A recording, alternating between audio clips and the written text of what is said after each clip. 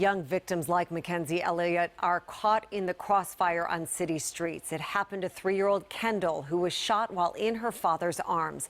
Tonight, Denise Koch investigates. Why does this keep happening, and can anything be done to stop this out-of-control violence? A beautiful September evening in East Baltimore turns to terror.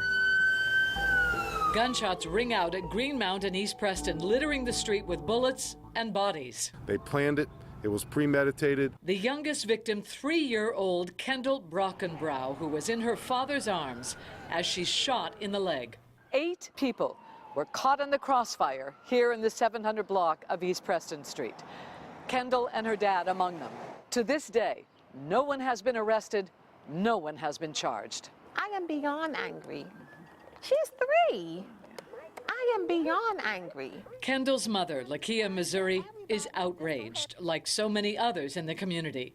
Several times a week, she watches as her little girl undergoes intense rehab to heal her tiny leg torn apart by a bullet.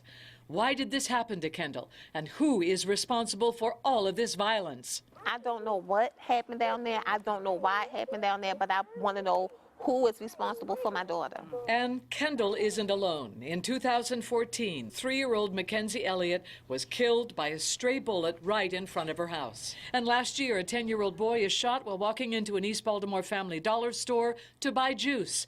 Innocent victims of out-of-control gun violence on city streets. This is not the Western days. This is not, we're not in Iraq. We're not at war.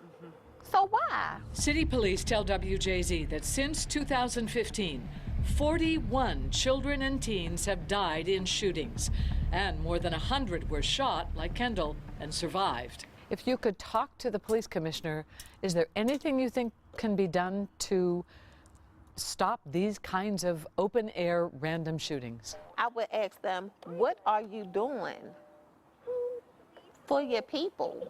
Do you think this mother has any reason to hope that eventually the shooting of her child will be solved? Absolutely. We know that if we pay attention to those violent repeat offenders who are very prone to kill again, to shoot again, to harm other people again, then we can get them off the streets a lot faster.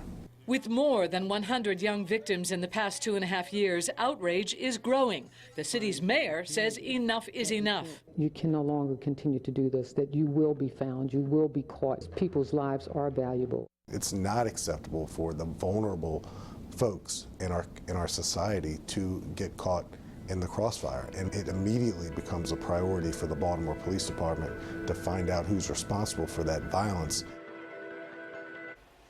Police tell WJZ they will not give up searching for the people responsible for shooting Kendall. If you have any information on that case, you are urged to call police or report it anonymously through their app.